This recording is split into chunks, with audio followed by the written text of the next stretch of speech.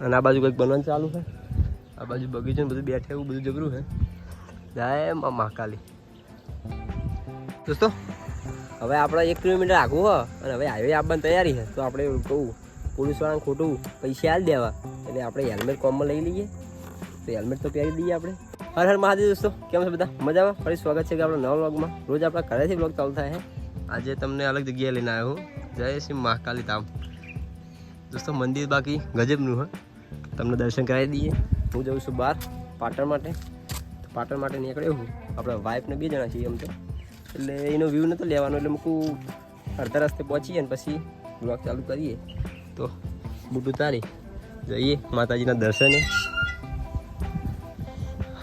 બાકી સજાવટ અને બગીચો ઘણું બધું છે.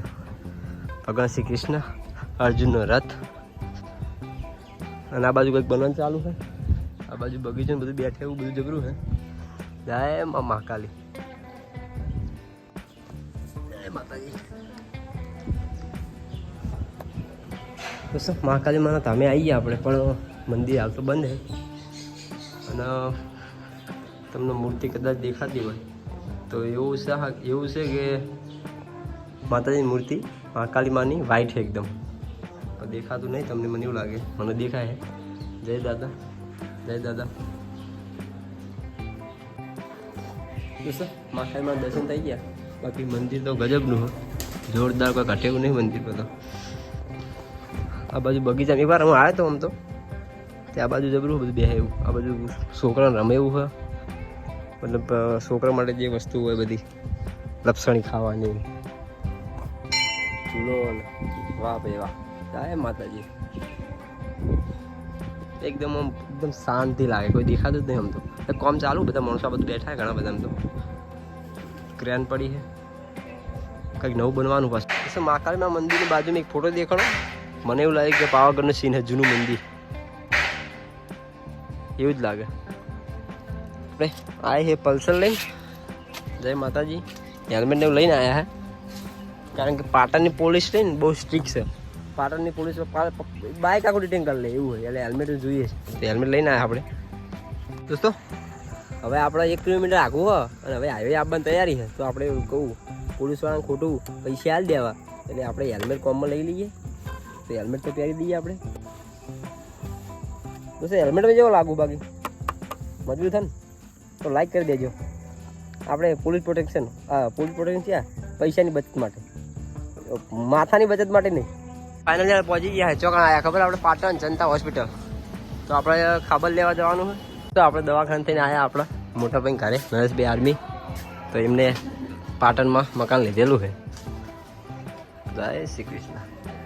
દોસ્તો આપણે આવી બેઠા ટીવી જોઈએ થોડી વાર, ચા બા પી નીકળીએ પછી. આવ્યું તું વળવા આવ્યું.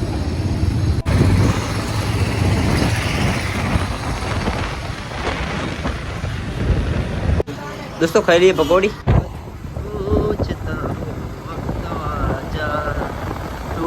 દોસ્તો આપણે ફાઇનલી ઘરે નીકળ્યા છીએ, કારણ કે મોડું થઈ ગયું. આપણે અંધારું થવા આવ્યું, ટાઈમસર આપણે ઘરે નીકળી જઈએ.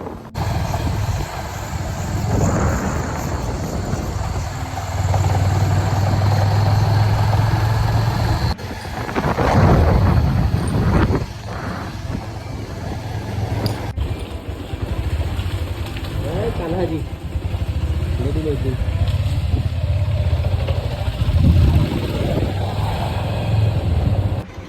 હો દાદા.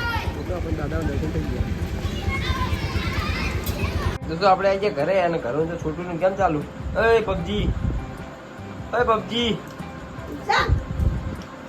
પબજી બોલો મારા બેટો. માર ખાવી નહીં. દોસ્તો આપણે આવી ગયા ફાઇનલી ઘરે. દોસ્તો મોટો ભાઈ પડીકા લાયા, સમોસા લાયા હે અને ગુલાબ જાંબુ તો એક મું ખાઈ ગયો. ચાલશે, તમે ખાઓ ભાઈ. મને ખાવ તો એકલા ખાવાનું. અને હું લાવ્યો ગણપતિ બાપ્પા મોરિયા. હે બોલો ગણપતિ બાપ્પા મોરિયા. દોસ્તો જમવા બેસજો, ખાવા બેસજો, પછી લઈ જાય. આપણો વ્લોગ તો લીધો જ નહીં. શાક તો ખાઈએ રહ્યો. અને મંચુરિયન છે આપણા જોડે, દૂધ છે હજુ, તો ખાઈ લઈએ. તો દોસ્તો જમી તો લીધું હોય તો આશા કરું છું કે આજનો વ્લોગ તમને ગમ્યો હશે, અને ગમ્યો હોય તો લાઈક સબસ્ક્રાઈબ શેર કરવાનું ભૂલતા નહીં. તો દોસ્તો વ્લોગ રાખીએ આટલા સુધી. મળીશું ફરી કાલે નવા વ્લોગમાં, અને શોર્ટ વિડીયો આવતા નથી, સોરી, માફી માગું છું. આવશે અત્યારે જ નાખવાનો વિચાર છે, એટલે હાલ નાખવાનો વિચાર હજ તો નાખીએ આપણે. અને જોઈ લઉં, થોડું હમણાં વ્યસ્ત થઈ ગયો એટલે નથી આવતું. બાકી મળીએ ફરી કાલે, ત્યાં સુધી જય હિન્દ, બાય બાય.